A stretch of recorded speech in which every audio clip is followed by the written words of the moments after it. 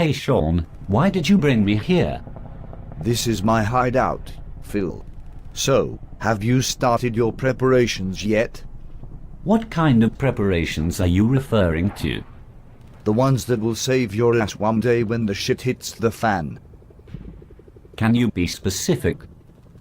Okay, listen carefully as time is running out. Our world is falling apart. Fiscal problems of the United States will soon not sustain. Natural disasters are happening all over the world, where earthquakes and tsunamis are happening much more frequently. The Fukushima nuclear plant has already melted down. The wars and riots in the Middle East are spreading out. Europe is about to collapse and people are just starting to lose it. We are in Hong Kong, aren't we a bit far away from all these? Let me explain this to you. Bit by bit, Hong Kong dollar is pegged to the USD, which means our purchasing power weakens as the USD drops. Years ago, when I go study at Aussie land, I can buy 1 Aussie dollar with only 5 Hong Kong dollar, but now you will have to pay more than 8 to buy 1 Aussie dollar.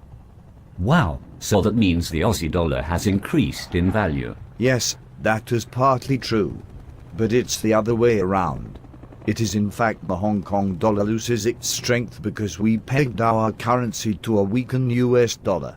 Therefore even the RMB is stronger than us now. Yeah, the Hong Kong dollar used to be higher value than the RMB, but it's the opposite now. But why is that so? The RMB is also pegged to the US dollar. Why are they stronger than us now? Because they are sick of the US devaluating their assets by printing money. Therefore the Chinese are unloading their US reserves, which leads to strengthening of their currency. But that isn't what the Chinese wants, because their economy relies on exports. If our money is getting weaker, perhaps I should transfer some of my Hong Kong dollar to a stronger currency. Let's see, how about to RMB, Aussie dollar and Canadian dollar?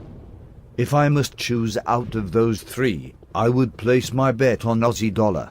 The Canadian dollar is also backed by the US dollar, therefore it's no good. The RMB has its own problems because they print a lot of money too. Ultimately, all fiat currency loses its value over time. Only physical precious metals such as gold and silver will retain value because you can't print them. They are on tight supply. However, you need to diversify your holdings. Too much precious metals and you will have a problem liquidating them. So, buy a bit of everything, which includes gold and silver, Aussie dollar, RMB and probably some Swiss francs.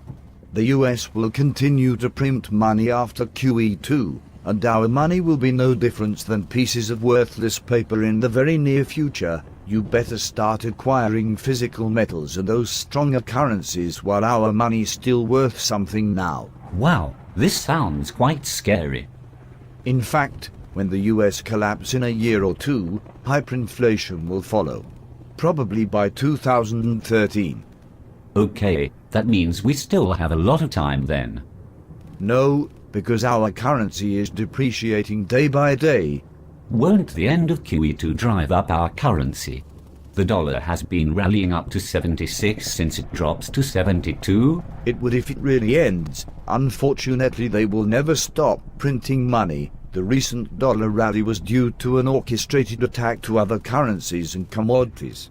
Their debt is just astronomical. They are already having a real hard time just to pay the interest on their debt. They could not raise interest rates as well because that will trigger more interest payment from what they've already owed. Either way, with or without printing, they have no way out. And keep printing money is the only way that they can slow down their ultimate collapse, which is imminent. I see. I should go now and start preparing for the next financial crisis then. Wait, financial preparations are only a start. There are a lot more you have to do in order to live through what is to come. Really?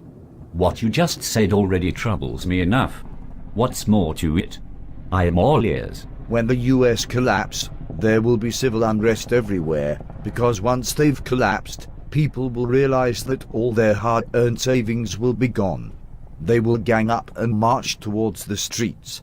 As Gerald Slante once said, when people lose everything and they have nothing to lose, they lose it. People will start robbing shops and stores for anything that is valuable.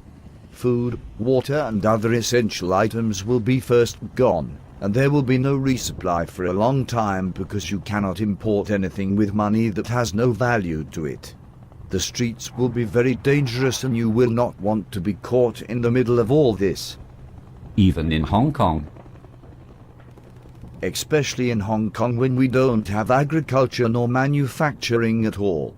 Go home and take a look at all the things that you own. You will realize none of it is made in Hong Kong. Take a good look at Argentina and Zimbabwe in 2001, the recent Greece, Ireland, Portugal, and magnify it 10 times and you will have a general idea of what will happen when the US collapse. I see. So it's gold and silver, other stronger currencies, food and water plus other essentials. Anything else? Stockpiling what you mentioned above is a good start. In the meantime, you should prepare yourself both mentally and physically. Oh, that means going to the gym and watch more Bear Grylls, Man vs. Wild? Going to the gym and stay fit is good. I am not sure about Bear Grylls though. You'd probably end up dead following what he does in his TV show. By preparing yourself physically, I mean by acquiring more different skill sets. Skills that will come highly handy when the shit hits the fan. The idea behind this is to be as self-reliant as possible. When chaos knocks on your door, you can only rely on God and yourself. So if by now you still can't change a light bulb or replace a fuse, I wouldn't bother wasting my breath on you. Therefore, when I mean self-reliant, it means learning how to do stuff that you usually rely others to do. For starters, learn how to fix your plumbings, repair damaged electronics, servicing your own vehicle, learn how to use different tools and make your own needs, first aid, self-defense, make your own food, and I don't mean calling pizza delivery nor pressing start on your microwave. No wonder you mean we don't have much time left. There really is a lot to do. In a chaotic environment, it is important that we become an asset rather than a liability. We cannot help people when we are the ones crying for help. I'm not asking you to become a hero, but being able to take care of yourself and your family is the least you will have to do. The more that we are prepared, the more we can help. And knowing that you are prepared, we will likely work better as a group. You see, one day when all this happens, our unprepared friends will call upon us, relying on our prepared supplies. We will have to make a very tough choice. We will want to help them to the extent that we can. But I will not take food away from my family's mouth to feed them. Reality check 101. I'm glad that you've chosen the red pill. Now hope for the best and prepare for the worst. Come back later and we will discuss our emergency plan. Emergency plan? Yes, that's the what-if scenario plan, which includes what we will have to do and how to react to specific circumstances. Plainly speaking, a backup of a backup of a backup plan. That's a lot of what if. Once every while, people die from skydiving because both their main and backup parachute didn't open up. I'm not going to take that chance. Fair enough. I'm going to start my long list of preparations now.